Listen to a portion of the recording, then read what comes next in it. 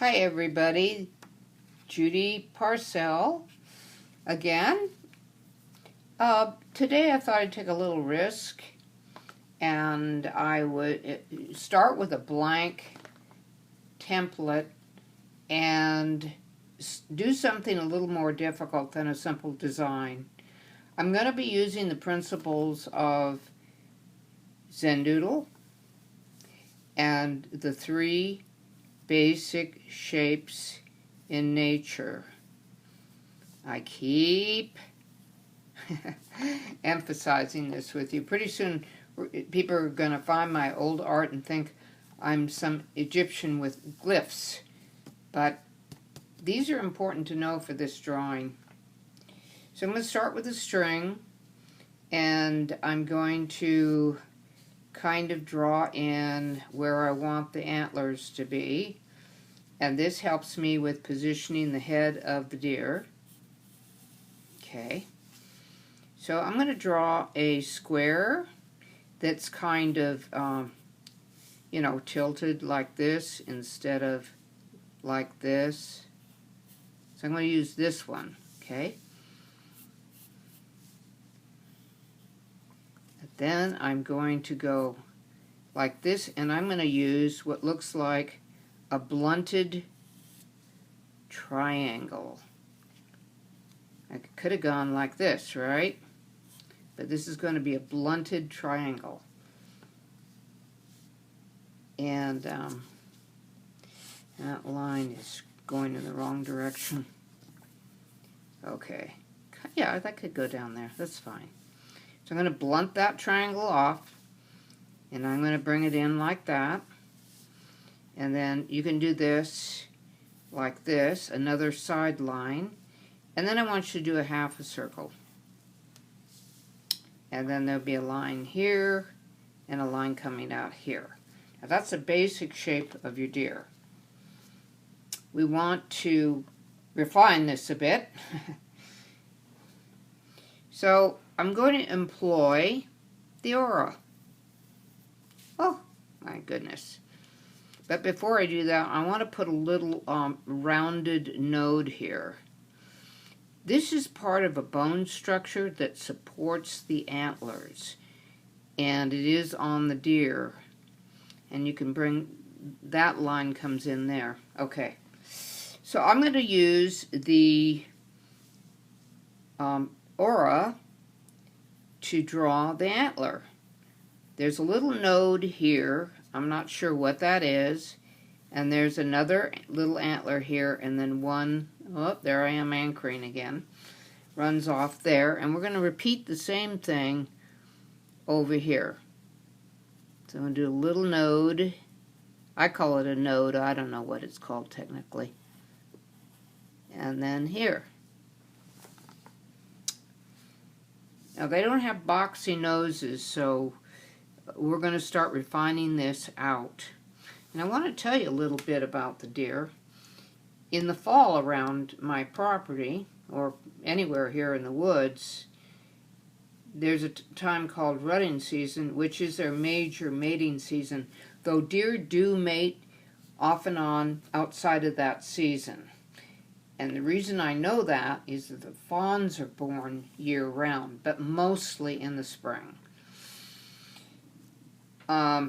The deer that we have here are called coastal deer, and then we have another breed that's called a mule deer, which is much larger.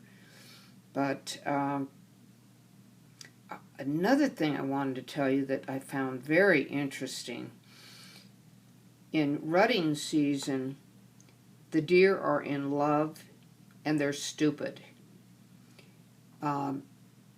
They will follow me around in the garden when I am pruning and getting ready for winter. They will follow me around. They'll stand over me. They'll snort. and that's the only reason I know they're there. And I'll look up at them, and they're just looking at me. Oh, what are you doing? What are you doing? And I had one literally walk with me for 7 minutes on one of my daily walks in the meadow. He went out of his way to come up beside me, and then he walked down the trail with me for about 7 minutes until it forked off, and he went in his on his mission, and then I went home. I was just amazed. I could reach out and touch him if I wanted it, but I didn't want to destroy the magic of the day. So deer to me are kind of special. So let's go on with this. Now, from this bone, there's kind of a shape. First of all, I'm going to draw the eyes in. This will be easier for you. And I would do something kind of like this and put an eyelash, because the eye is kind of like that. Their eye is round in there, and their eyes are brown, and I put a lid here because they have the sweetest little faces when they look at you. This bone kind of goes like this. This is how you extend this out. And then there's a protective bone that is right here so the eye doesn't get injured. And then this kind of comes down and tapers. So I'm explaining to you why the bone is shaped like that and the importance of it. So you could kind of go like that, just lightly. There's a series of bones in here, but I'm not going to go into detail about drawing that. Now there's a nose here, and I'm going to make it rounded just like that. Give it some nostrils and go like that. And they have little mouths, they don't have big ones. And then I'll drop this down and I'll go into the jaw. Now about right here, this line is wrong, I can already tell. So I'm going to ad lib, and I'm going to make it more like that. That jawline needs to be brought up to the where the antler is, pretty much.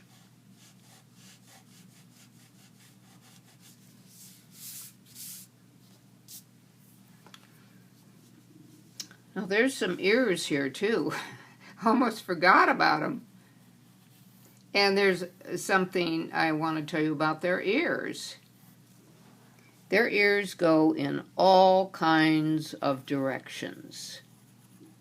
And that's primarily because they see with their hearing more than they do their eyes. They're very nearsighted. So I'm going to bring this up and give it a little more character.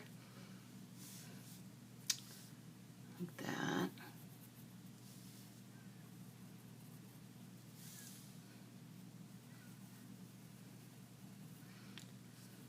I remember a shaman telling me that they thought that the deer was perhaps my animal sign because they have no fear of me. During rutting season, the bucks can get pretty vicious. They can gore you, but I've never gotten a bad feeling off of them. So maybe I rate with them, I don't know. So there's a deer, very simply done. There's usually a white kind of a, what do you call that? I don't know. I'm going to go in with this a little bit more because those protrude a little bit more.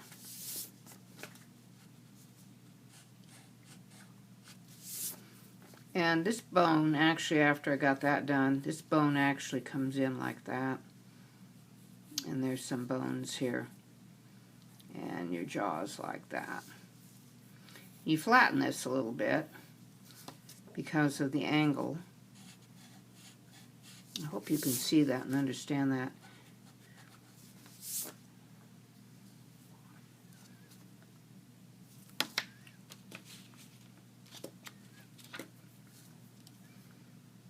So there is a basic deer.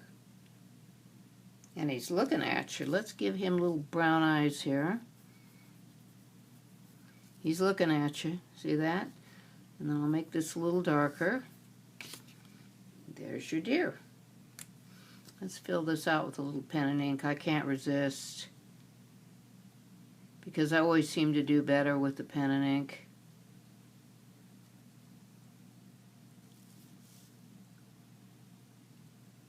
actually the horn comes not, I'm not quite sure. I'll have to check that out the next time they're in the yard bugging me, if their ears are in front of the horns or not. You know, when I first moved here, I couldn't draw a deer for the life of me because I hadn't been around them much, but they're around all the time, so this has kind of gotten easier for me. Sort of like when I was raised on a ranch, I could draw horses like crazy because they were around me all the time. And some people love dogs, and they'll draw dogs.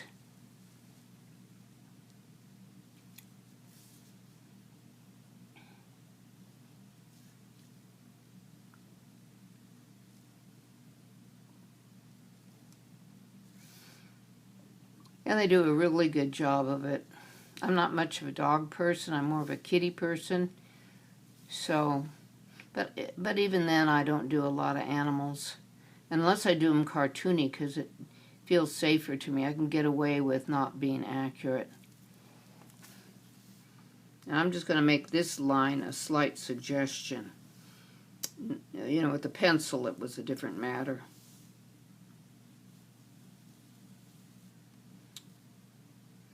I got it all? I think I do. Their eye kind of protrudes. Then you can put the eyelash in and then put the darkness in like that. And then the nose is more like this. Well, that's a little bit exaggerated, but... And then like this. There we go. Put a little shine on them. They're always wet. That's cartoony. Sorry. Sometimes I get cartoony. You would suggest that. I think we have everything. There you have it. Thank you for coming to my studio. Take a screenshot, practice, and you too can have a deer. See you later.